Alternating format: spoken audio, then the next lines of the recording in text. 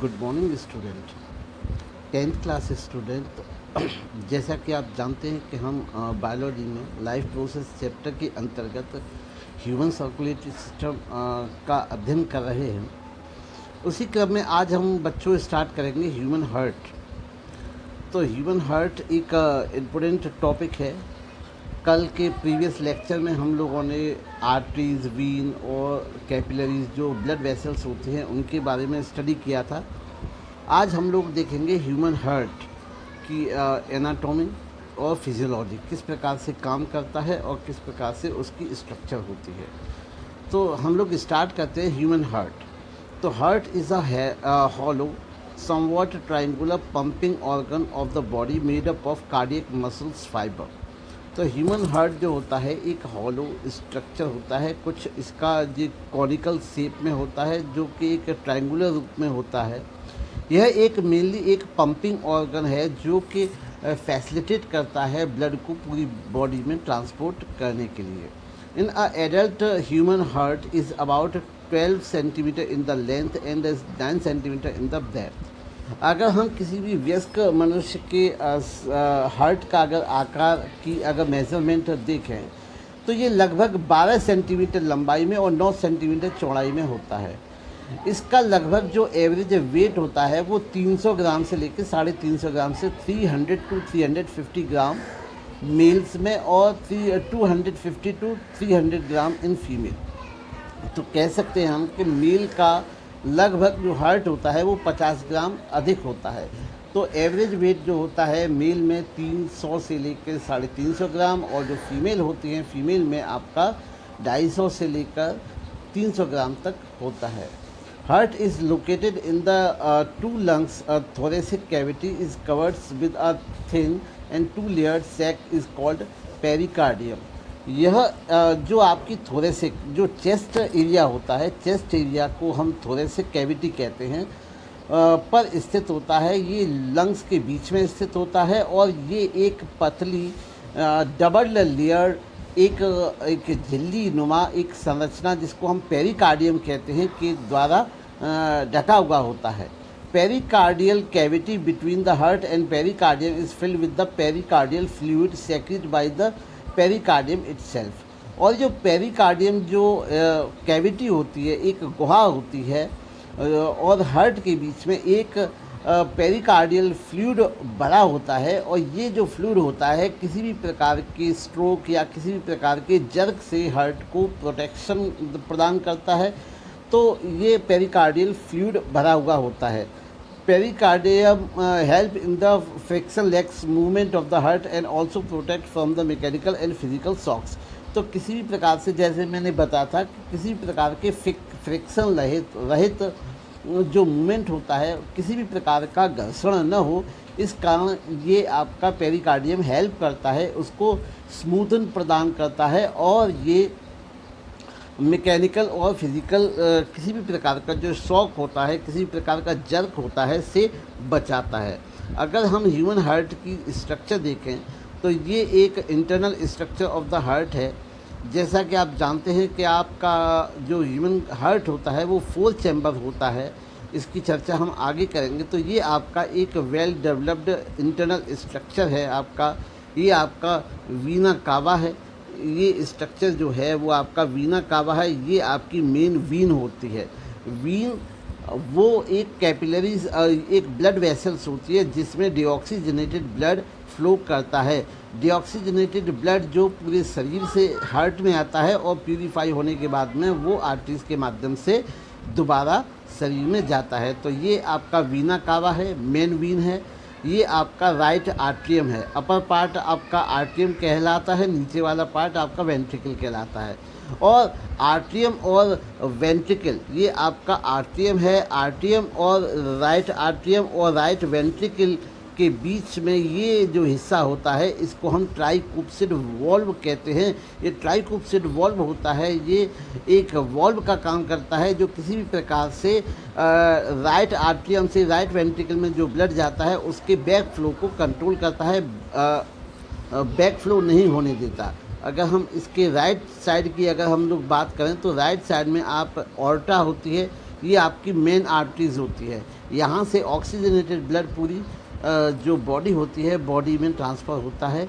ये आपका pulmonary artery होती है। ये पल्मोनरी आर्टरी जो होती है यहाँ से, वैसे तो मैंने कल बताया था कि जो आर्टरीज़ होती हैं, आर्टरीज़ में ऑक्सीजनेटेड या प्योर ब्लड संचालित होता है, लेकिन केवल पल्मोनरी आर्टरी एक ऐसी आर्टरी होती है जिसमें डीऑक्सीजनेटेड या इम्प्योर ब्लड होता है, वो लंग्स के लिए जाता है। और लंग्स, और इसमें डीऑक्सीजनेटेड में टॉक्सिक गैसेस जैसे आपकी कार्बन डाइऑक्साइड्स होती है जो कि लंग्स में जाती है और लंग्स में नीजल पार्ट के द्वारा नाक से बाहर निकाल दी जाती है। फिर ये ऑक्सीजनेटेड होकर ये आपका पल्मोनरी वीन्स के द्वारा फिर से ये आती है। तो इस प्रकार से जो पल्मोनरी आर्टरी है, पल्मोनरी आर्टरीज हार्ट से लंग्स को जाती है।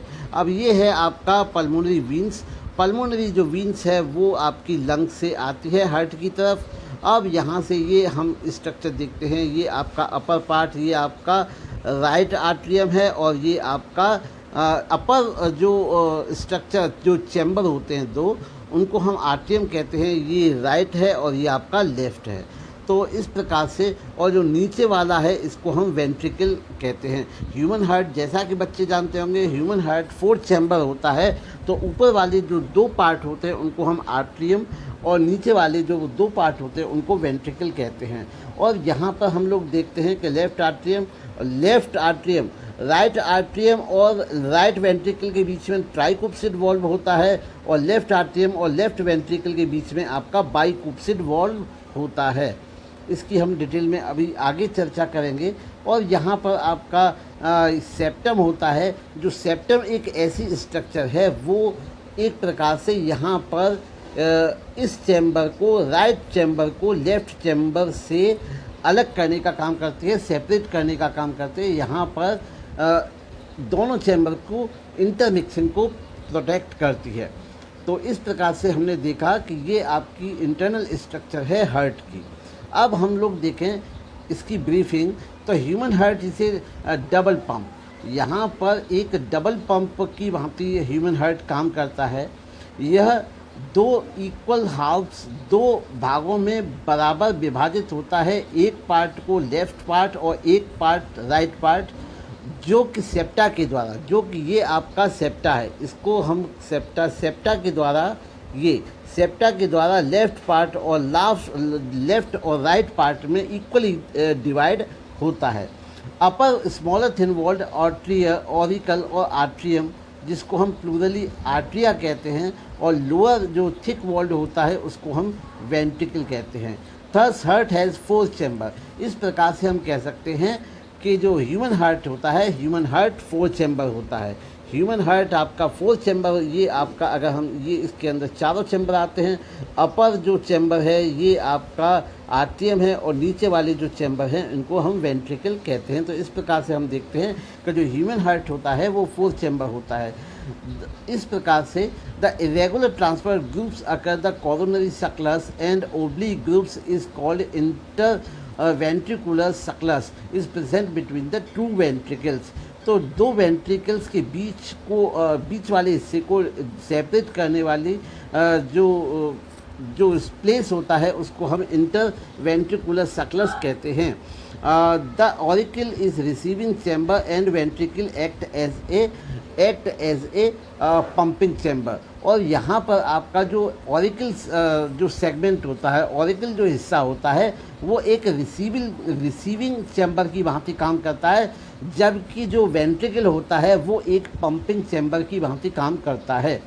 तो इस प्रकार फिर से मैं बता दूं कि जो वेंट्रिकल होता है वो पंपिंग होता है, वो ब्लड के फ्लो को बाहर निकालता है, और जो ऑरिकल होता है वो रिसीविंग चैम्बर होता है। The auricle open into the ventricle through the auriculo ventricular valve. और ये आपका ऑरिकल जो होता है वो वेंट्रिकल में खुलता है ऑरिकुलो-वेंट्रिकल वाल्व या एबी वाल्व के द्वारा। These valve allow and blood flow from the auricle to ventricle and prevent back flow of the blood. और ये इन वाल्व के द्वारा जो अपर पार्ट होता है, जिसको हम ऑरिकल कहते हैं, से लोअर पार्ट वेंट्रिकल में जाता है और इस ब्लड के फ्लो को, बैक फ्लो को कहीं वापस ये फिर ब्लड ऑरिकल पार्ट में न आ जाए, इसके लिए इसको कंट्रोल करने के लिए एवी वाल्व होते हैं, ऑरिक्यूलो वेंट्रिकुलर वाल्व होते हैं, ये आपके बैक फ्लो को रोकते हैं ब्लड को। Internally two auricle in the heart separated through the inter auricular septum while two ventricle are separated by the interventricular septum।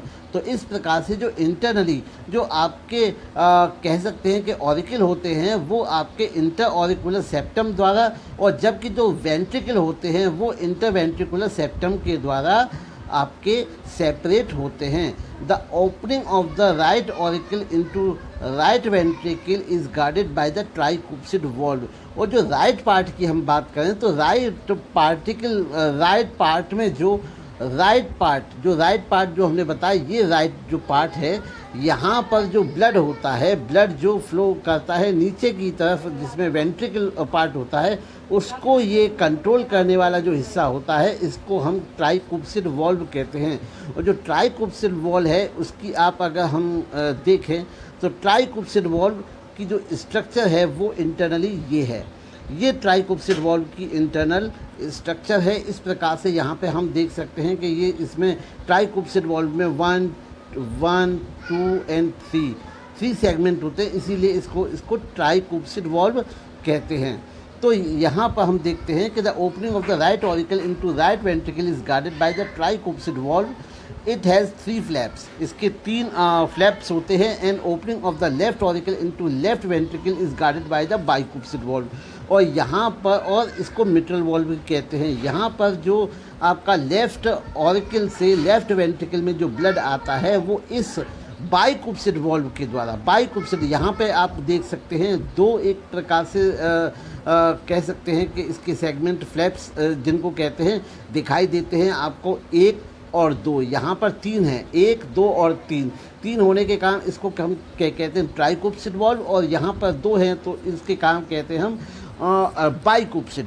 तो यहाँ पर ये जो हिस्सा है, यहाँ पर जो राइट पार्ट होता है, राइट पार्ट को कंट्रोल करने वाला, राइट ऑरिकल से जो राइट वेंट्रिकल में जो ब्लड जाता है उसको ट्राइकुप्सिड वॉल्व द्वारा, और लेफ्ट ऑरिकल से लेफ्ट वेंट्रिकल में जो ब्लड जाता है उसको बाइकुप्सिड वॉल्व के द्वारा कंट्रोल किया जाता है। ये एक प्रकार से बाल्ब का काम करते हैं।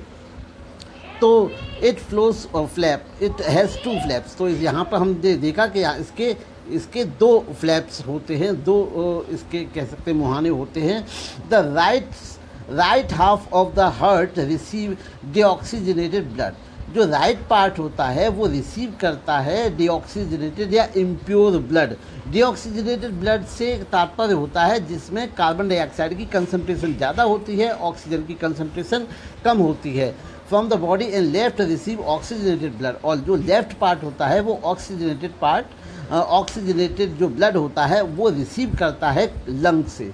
Pulmonary artery arise from the right ventricle to carries blood the lungs for the oxygenated, while the systemic aorta arise from the left ventricle to carries oxygenated from the different of the body parts. अब यहाँ पर ये हम लोग देखेंगे कि जो pulmonary arteries होती है, पल्मोनरी आर्टरी आपके लेफ्ट वेंट्रिकल से निकलती है और लेफ्ट वेंट्रिकल से आपके लंग्स तक जाती है, और यहाँ पर ये ऑक्सीजनेशन का काम करती है। जबकि इसका जो सिस्टमेटिक एरोटा होता है वो लेफ्ट वेंट्रिकल से आपका कैरी करता है ऑक्सीजनेटेड ब्लड को और दूसरे बॉडी के विभिन्न पार्ट्स में पहुंचाने का काम करता है। Both these arteries have semi lunar valves. और दोनों जो आर्टरीज होती हैं ये इनमें सेमी ल्यूनर वॉल्व्स पाए जाते हैं जो कि यहाँ पर पॉइंट पर ओरिजिन होते हैं। The bicuspid and tricuspid valves are supported in chordae tendines. Opening of the right ventricle into pulmonary arc is guarded by the semilunar pulmonary valve. So left ventricle open into aorta and opening in guarded by the semilunar aorta valve. तो बाइकुप्सिड valve और ट्राइकुप्सिड valve जो होते हैं वो कॉर्डी टेंडाइन के द्वारा control होते हैं, और opening of the right ventricle into pulmonary arc जो राइट वेंट्रिकल की जो पल्मोनरी आर्क में जो ओपनिंग होती है वो सेमी ल्यूनर पल्मोनरी वाल्व के द्वारा कंट्रोल होती है। उसी प्रकार से left ventricle open into aorta, और जो लेफ्ट वेंट्रिकल होता है वो ऑर्टा में खुलता है, और ये जो होता है सेमी ल्यूनर ऑर्टा वाल्व में इसकी कंट्रोल होता है, के द्वारा कंट्रोल होता है। The बाल्व present is the backward flow the when aorta ventricles contract. जिस प्रकार से जब जो आर्ट्रिया होती है, आर्ट्रिया से वेंट्रिकल में ब्लड फ्लो होता है तो ये बैक फ्लो को कंट्रोल करता है। अगर हम बात करें कि ह्यूमन हार्ट की फिजियोलॉजी की, तो ये एक प्रकार से the pump of the blood to the all part of the body chamber undergo alternate contraction and relaxation in the cycle. तो जो ब्लड होता है, ब्लड का जो सर्कुलेशन होता है वो हार्ट के पंप करने के कारण होता है, और यहाँ पर दो प्रकार से ये पंप करता है, एक सिस्टोलिक एक डायस्टोलिक। इसकी फिजियोलॉजी को पूरी को हम लोग समझेंगे। यहाँ पर हम लोग देखते हैं कि जो हार्ट होता है सबसे पहले ये हम कह सकते हैं कि ये इसकी दो प्रोसेस को हम लोगों को समझना पड़ेगा, एक कंट्रैक्शन एक रिलैक्सेशन। सिकुड़ता है, सिकुड़ने के बाद प्रेशर क्रिएट करता है, प्रेशर क्रिएट करने से जो रक्त होता है वो धमनियों में या फिर कह सकते हैं आर्टरीज में जाता है, और फिर वो रिलैक्स हो जाता है, और रिलैक्स जब होगा तो वो बैक फ्लो से बचने के लिए इसमें ट्राइक्यूप्सिड बॉल्व और बाइक्यूप्सिड बॉल्व लगे होते हैं। The rhythmic contraction and expansion of the heart is called heart beat. और जो लगातार रिदम से तालबद्ध तरीके से निश्चित समय पर जो हार्ट का जो एक्सपेंशन होता है और इसका कंस्ट्रक्शन होता है वो उसके कारण आपकी हार्ट बीट सुनाई देती है। The regular sequence of the 3 events occur during the completion of one heart beat is called cardiac cycle. और एक हार्ट बीट में लगभग 3 प्रोसेस संपन्न होती हैं। तीनों प्रोसेस को हम डिटेल में अभी समझेंगे। तो यहाँ पर हम कह सकते हैं कि एक हार्ट बीट जो होती है, जो कंप्लीट एक हार्ट बीट होती है, उसके संपूर्ण होने में लगभग कार्डियक की या हृदय की 3 जो होती है 3 प्रोसेस होती हैं, इनको हम कार्डियक साइकिल कहते हैं। कंप्लीट प्रोसेस को हम कार्डियक साइकिल कहते हैं। कार्डियक साइकिल में ये आपका कंस्ट्रक्शन, आपका कह सकते हैं कि सिकुड़ना, फिर रिलैक्सेशन ऑफ हार्ट मसल्स होता है। The construction is called systole. जो हार्ट का जो सिकुड़ना होता है उसको हम कहते हैं systole, and relaxation is called diastole. तो जैसा कि हम बता चुके हैं कि बच्चों, जो हार्ट बीट होती है, हार्ट बीट में 2 प्रकार की प्रोसेस होती हैं। एक प्रकार से हार्ट का सिकुड़ने को हम कहते हैं सिस्टोल, और एक प्रकार से रिलैक्सेशन जिसके द्वारा जो हार्ट मसल होती है वो एक्सपेंड करती है, इसको हम कहते हैं diastole. Each cardiac cycle in each cardiac cycle is of 4.8 second duration. और प्रत्येक एक कार्डियक साइकिल को संपन्न होने में जो समय लगता है वो 0.8 सेकेंड लगता है। जबकि यहाँ पर इसको हम ऑरिकल सिस्टोल और वेंट्रिकल सिस्टोल और जॉइंट डायस्टोल, इन तीनों पार्ट में हम लोग डिवाइड कर सकते हैं। तो 1 बाय 1 हम सबसे पहले देखेंगे ऑरिकल सिस्टोल। तो इसको हम लोग डिटेल में देखेंगे। We know that under normal condition blood continuously enter into the right atrium through the vena cava।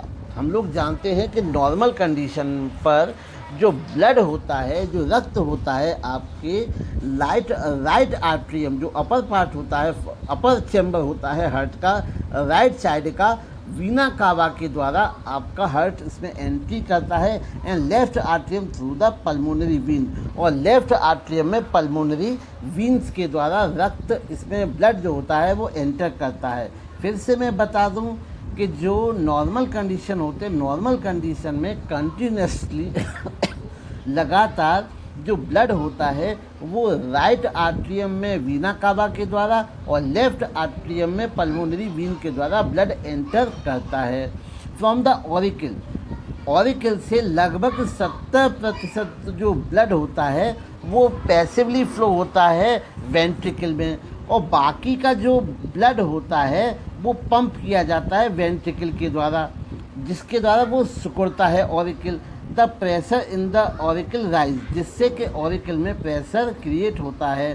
Both auricle contract, जिससे दोनों ऑरिकल जो होते हैं वो सिकुड़ते हैं, और जिसको हम आर्टियल सिस्टोल कहते हैं। दोनों ऑरिकल साथ साथ सिकुड़ते हैं, जिसके परिणाम स्वरूप as a result blood at high pressure flow into the ventricle. और जब सिकुड़ते हैं तो सिकुड़ने से जो ब्लड होता है उस पर प्रेशर क्रिएट होता है, और प्रेशर के कारण वो वेंट्रिकल में फ्लो होता है। Due to atrial systole deoxygenated blood from the right atrium goes into right ventricle।